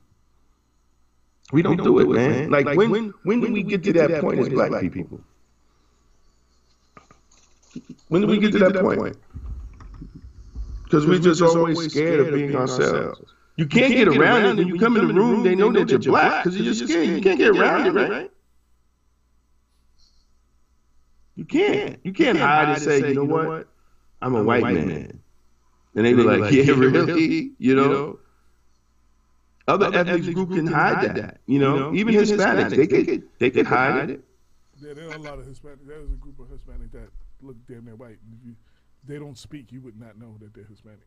Exactly. I know some Hispanics at my job. You know, they cut their hair and shave their hair, cut their hair in certain ways and walk around like they're Italian. I'm like, dude, you're Spanish. Cicely Greaves said, I'm really enjoying Damon's reflections, so on point. And then she said, the truth is the truth. Yo, there was this officer, true story. This officer, he's Hispanic. And they thought that he was Italian. And they invited him to all out. Dinners. You told me. Go ahead. Invited him to his house. Yo, he tells the story too, and he's open with it. Right, so he's like, oh man, you know what, this is great, like, I'm one of the guys, you know what I'm saying? Not thinking the race thing, just thinking, the we all brothers in blue type stuff, right? Then the Rose is like, yo, man, why you ain't tell me you wasn't Italian? He's like, dude, you ain't never asked. You lied to me, you tricked me. He was like, it never came up. But see, that's what they do, bro. That's what they do. That's what they do. We don't do that. I want to offer up some thoughts in response. I think black people have a tendency to overstate the amount of solidarity that other ethnic groups actually have between them. And I think that's important for us to note, because I think when we do so, we're not really grappling with one of the fundamental problems that afflicts our society, and that is the conflict of interest between capitalists and workers of all colors. We need to bear this in mind, because the reality is that today a significant number of the white population here in the United States and across the globe now finds itself economically pulverized, precisely because of the normal operations of capitalism itself. So the kind of identity, the kind of solidarity that Damon notes amongst members of the boardroom when a person of color is in there may not be absent if one of their counterparts is a member of the white working class itself. And the reason why I start out with that particular comment is because implied in many of our discussions about the need for black solidarity is a model of economic development that is essentially just black capitalism. We too often want to substitute white capitalists for black capitalists and think that we're going to get some sort of different result. Black America suffers as much from from the normal, ordinary workings of capitalism as it does from institutional discrimination. If institutional racism was eliminated, one would conclude that the best black people could hope for would be to have the same conditions as our white working class counterparts. And lots of them are fucked up right now. And so if we're going to have a serious conversation about creating new forms of freedom in the black community, then we're going to have to go beyond just acting in racial solidarity with one another. We're going to have to really wrestle with the problem of capitalism and its limitations. And that's why, that I guess that's what the raised eyebrows were for, because this is a conversation that we've been having for decades. It's about basically a century now. We take the new Negro movement, starts in right after World War I, 1917 or so, 18, the long red hot summers of 1919 or so. This is a debate that we've been having for a century now. And I am not optimistic that we're yet really willing to really grapple with the economic dimension fully. Let me just say one thing. I got both of y'all are saying, but there are a lot the poorest. The point is the poorest. There's a lot. The lowest of white people think that they're still better than the best of the black people. There's a group of people. That's why they vote against their interests. They think that this stuff that includes them. They said Lyndon B. Johnson said, if you can convince the lowest white man that he's better than the best colored man, he won't notice you're picking his pocket. That's exactly, and that's the thing. They a lot of these. Dave Chappelle was talking about it in one of his skits. He was talking about he went to he voted in the election for Obama. He said you could tell by the parking lot the mood. He was like, you knew Obama was going to win. And he was talking about voting in the 2016 presidential election. Here's the big difference. He said you saw all kinds of he's being funny, all kinds of tractors and stuff and big pickup trucks and all these white hillbilly type dudes, and all of these poor white people repeating all the stuff that Trump was saying, like he's for me. And David Chappelle was like, you stupid individuals, y'all ain't got no money. I benefit more from the stuff he's saying than you do. Like, y'all don't benefit none of this. He don't care nothing about y'all. But that's why they vote against their interests, because this rules that they are still better than black people. Yeah, and that's look, I use that example because at the end of the day, when we come into the room, no matter where we are, they rally around their whiteness. Trump, why are they voting for Trump? Right? Why are they voting for Trump? He doesn't represent anything. He's trying to break up the unions and take right. He doesn't represent anything poor white people need. But they vote for him because he taps into their whiteness. And this is just real. He taps into their whiteness. There's one of the speeches of Martin Luther King Jr., right? And he's telling the story about how they went into one of the jails, and to visit, I guess, some protests or whatever. And in the break time, where they was bringing one group of people out and bringing another group of people in, Martin King says he started talking to one of the correction guards in the jail, right? And then he found out how much money he made. He told the guard, you need to be marching with us. Like, really? But because of the fact that he was white, right? He accepted that, and that the black people were the problem for him not making that much money. So they still gather around their whiteness, even though that they're at the bottom. Even though they're at the bottom, and they're the most victims of capitalism. They're the most victims of capitalism. So I also want to say. And your point, but what's your point, Damon? What is the conclusion that you draw from this? The conclusion I draw from this is that I'm not trying to, and I saw what Jeff said. I'm never trying to replace. I'm going to read all of that. Yeah. Right. I'm never trying to talk about replacing black capitalism, over white capitalism. I mean, that doesn't work.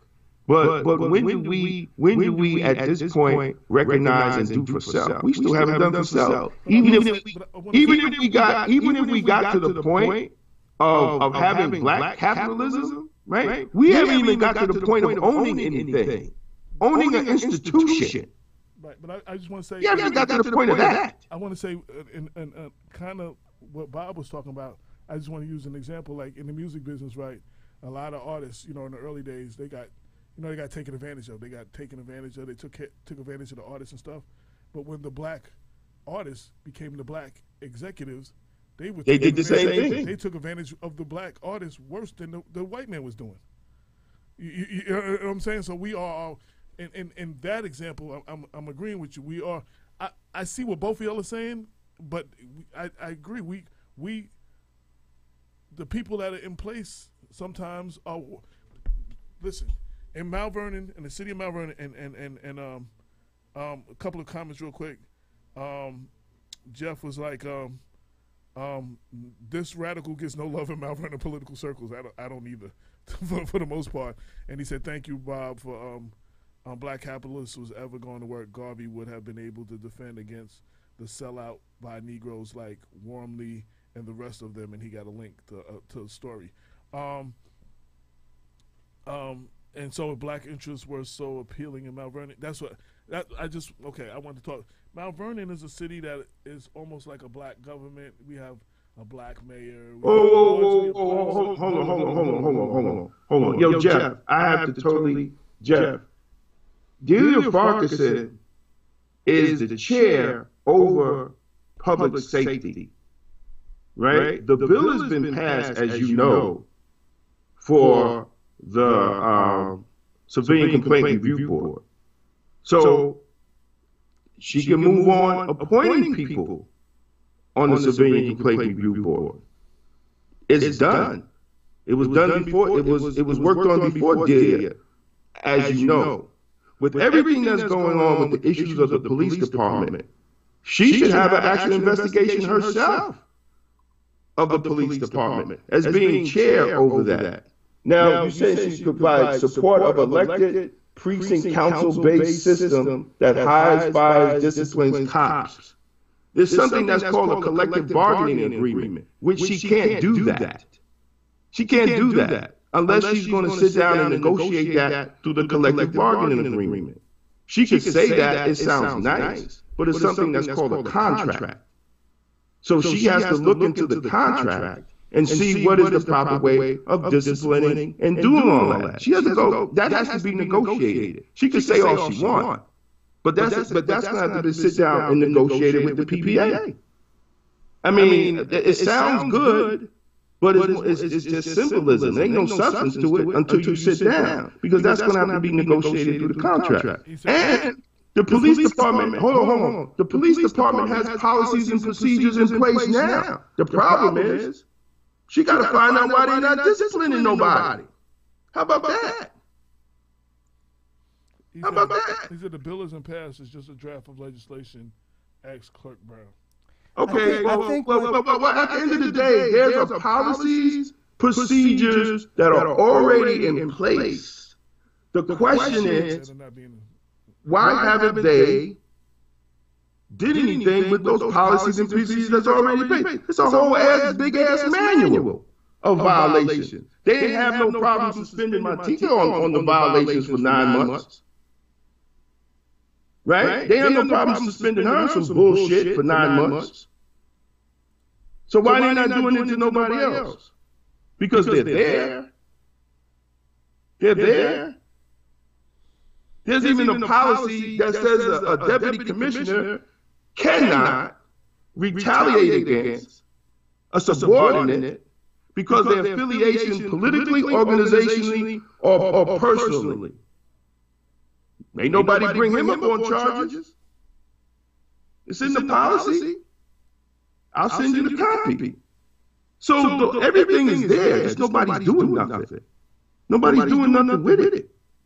So even if you don't have the Civilian Complaint Review Board, you still have policies. You still have a contract, collective bargaining agreement.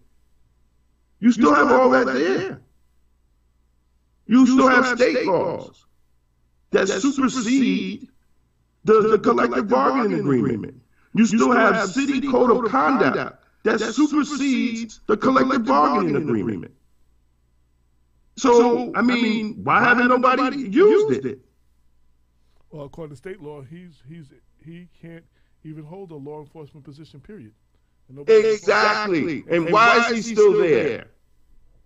According to state law, you have to be a resident of New York State. You have to have New York State residence. And he put for proof of identity his Florida driver's license. And that's in testimony. You have former police commissioner Robert Kelly's testimony submitted to a court. Ain't nobody act on it yet. Nobody called him in. Nobody called Kelly in and questioned on Spezio's ID. And he's still running around with lights and sirens on like he's a fucking deputy police commissioner. I'm gonna. Your comment, and then we're gonna end it. Yeah, I wanna just interject. I think Brother Jeff's point is that one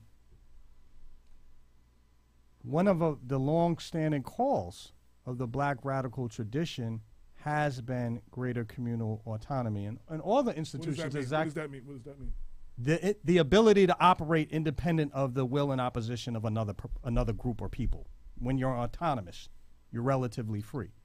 It's the issue that Damon is raising, but Brother Jeff is noting that there's a call in the United States that says, hey, we've got to push democratic freedoms and power further down to people on the grassroots. And so far as we continue to avoid that, and we want to adopt the existing party structures and the existing legislative arrangements, then we're never really going to reach the point that we want to get at. So we got to call into question the very model itself. And that's what I'm also saying with respect to economic development. It's not going to be enough, and we're not having this conversation. We're not actually having a conversation in the Black community about how to obtain the goals that the Black freedom struggle set for us. Whichever wing, whether it's the nationalist wing, the socialist wing, or even the integrationist wing, the goals that is set for us, and one of them is political autonomy and economic independence, and we got to go beyond the status quo. And I think that's what I'm kind of getting at, that all this discussion, we're not really talking about moving beyond the status quo right now.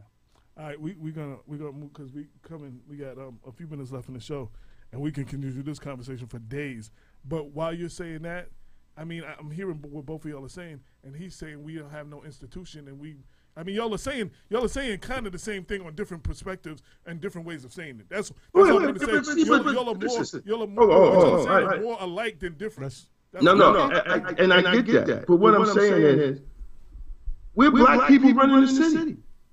That's where I was going. I mean, look, we're Black people running the city, and we're making excuses, right, on why we're not governing the city, right, for Black people. You know, when you have, no other city has a Black city council and a Black city mayor and a Black police commissioner, but have police brutality in the police department. Like that shit is unheard of, man. So something's wrong with our own psyche as a Black person. Because we can't blame everything on the white We man. can't blame nothing. We can't blame nothing on the white man, because it's unheard of. The white man ain't breaking into my goddamn house. The white man ain't business in my hallway. Come on, man. Let's not look. We're jerking our own responsibility. If you're an elected official, this is just my opinion, right? And you're in there, and you don't, and you can't correct something. And this is my whole argument with Johanna. When he was over the police department, I'm like, dude, you're over the police department. Then if you can't get it done, then pass legislation. But you can't tell me that the policies are already there. Judge Johnson, Nichelle Johnson, when she was corporate counsel for the city, she put together the code of ethics. Right? When are we holding anybody to that? It's there from the website. on the website. Like everything's there. Just nobody's doing anything about it. Everything's there. And then if you can't get it done, then write the state. Right? What? You asked Lisa Copeland for the letter to the governor. She never produced it. She talking about she hand-delivered the goddamn thing. Like she a goddamn messenger. Right? She ain't sent no letter to no Cuomo. Right? Marcus Griffith was using council president. I'm like, dude, get Cuomo. Get the state involved. They ain't do it. Right? Now, if Farquharson is over the police department and all this stuff going on, she should be talking to the AG's office as well, or the DA's office. But guess what? They're talking to nobody because I talked to the DA's office.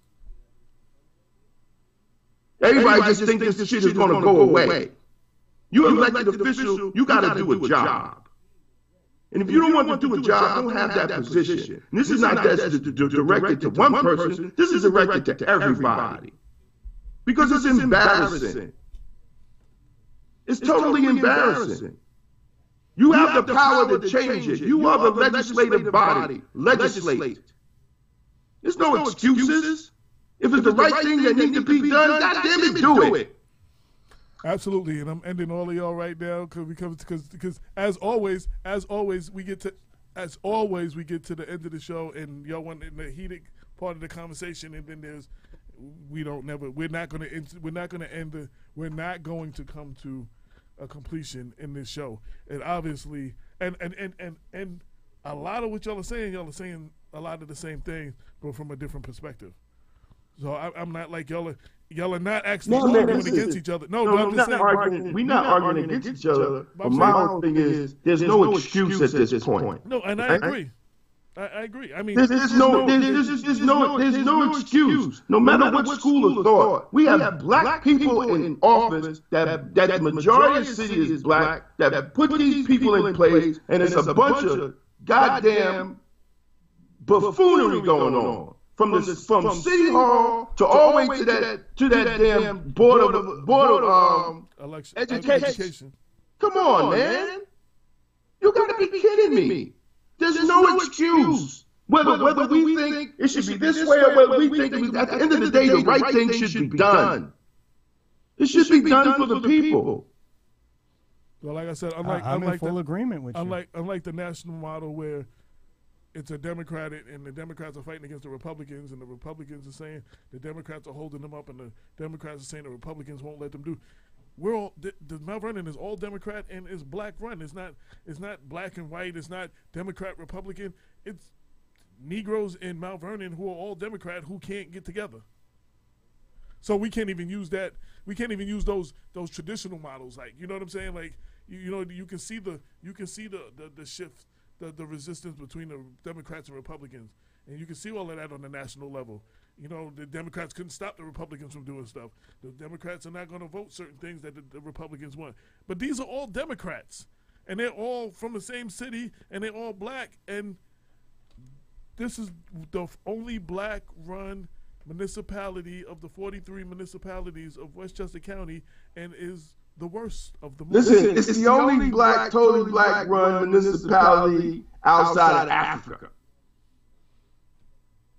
The next place there might be some cities. There might be some other cities that got black government too. Not like we do. But for those who make that point from the outside of our community, that you can't give them Negroes no power because all they have to do is point to Mount Vernon for an example of that image that they put out about us. All you have to do is the dysfunction of the Mount Vernon government is all you have to point. Point to. Here's another thing: is that you get into these elected positions and you have to work, right? It's not easy peasy as it would seem to be with the other administrations. You have outside forces that's going to make you work. Now, either you're going to work, we need to move aside and let somebody else get in, or you need to allow other people that's going to get in, right? And actually do the work.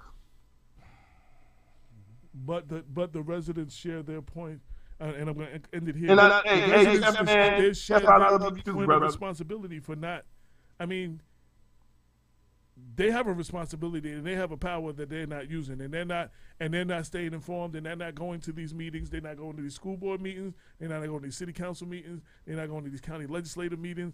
Half of them don't know what's going on. When you try to explain it to them, you got to. How many times? Right. Because I get into these conversations. Hey, It's like, man, so many people don't know. Why- They really why would don't know you what's going on, just- and that's there's too many people with their head in the sand. I understand we all live it and we all trying to survive, but yo, we had Jeff said it's all love, Damon K. Jones. You know where I stand. So we have to step up. We keep looking for other people to fix our community. There's certain things we ourselves have to do, and that's one of the. And the last show of the year, this is one of the last things that I'm going to say. Everybody has responsibility for their community. You get the government that you deserve and you voted for. Your circumstances are the way they are. Somewhat. Now, don't get me wrong. There are things and places to put in power to hold us back and to do some stuff. But a lot of our situation, not all, but there is a lot of our situation in the black and brown community that is self-inflicted. These are self-inflicted wounds that we are not taking care of, and we're not doing things that we need to do, and we're looking for other people. There's no one person. I mean, when Obama got in office, the one thing that he said is, everybody's looking at him because he's the first black president, and he was going to change all kinds of things for black people. He can't do it by himself. Can't no elected person do and fix all the things that need to be fixed by themselves. We all have a responsibility, and we all need to get involved. And if we just sit back and complain at the cookout and at the barbershop and at the other things, but we don't get involved, we don't go to these meetings, we don't make these people have town hall forums and explain to us what the hell they're talking about. And if we don't like what they say and we vote them out, or we utilize all the things that we have to utilize, then we have the government we deserve. And if you are the change, and again, to quote Obama, but not because he's Obama, but it's true, you are the change you want to see. And I was saying this last night at a gathering I was at. All the accomplishments and all the strives and achievements that have been made for black people in the black community, ain't no white people, ain't no government give us that because it was the right damn thing to do. It was because they fought for it. On whatever level, they fought, they pushed back, they did something for it. They never going to give us what we just because it's the right thing to do. They make money off these situations. They live off these situations. They survive on keeping us the way it is. You know what I'm saying? They're not going to want to change that. And then, the more we get paid equal wages and all that other stuff, that's less money in their pocket. You know what I'm saying? They're not going to just give it to us. If you want it, you have to fight for it. Freedom is not free. What are you going to do going to 2019? That's the question. You are the change that you want to see. We can continue to complain about what we don't have, and we will continue not to have. We can continue to complain about a system that doesn't support us and doesn't whatever, and we can continue to have that. But what are you going to do about it? Bob kept saying, what is the answer? What are you going to do about it? What are you willing to do about it, to do for it? Because freedom is not free, and people are not going to give it to you because it is just the right thing to do. And that's what the last word on the last show of the year from People Before Politics. We thank everybody for tuning in. We thank all the people. I can get to all your comments.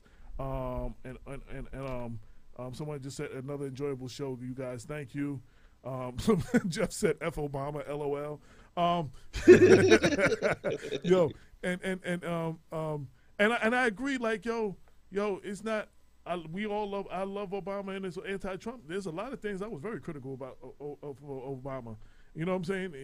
That's it doesn't matter who's there, but it's what are you going to do going into the future? What are you willing to do? What are you what are you willing to do for what you want? And that's what we all need to think about going into this next year, especially because we are at some crazy times with that man that's in power right now and all the forces that fought very hard for years for him to be there to do the things that are being done. We all need to wake the fuck up. Listen, it's time. With school days. Wake up! Listen, we're not dealing with weak-kneed Negroes in 2019.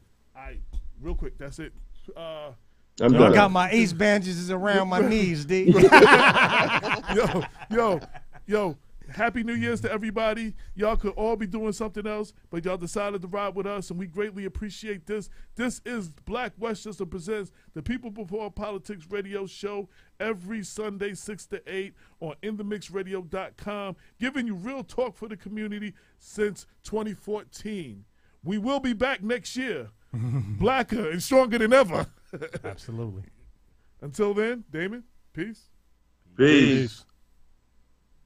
Oh, it'd be good if I put the intro in right now, right?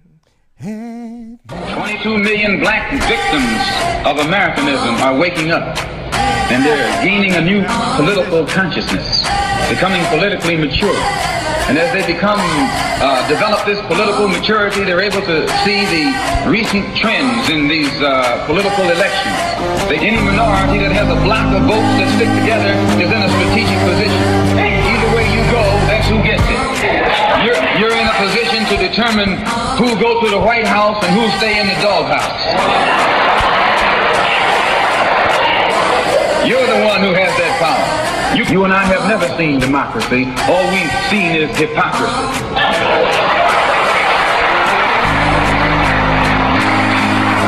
When we open our eyes today and look around America, we see America not through the eyes of someone who has enjoyed the fruits of Americanism.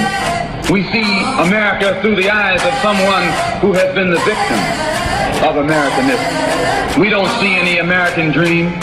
We've experienced only the American nightmare.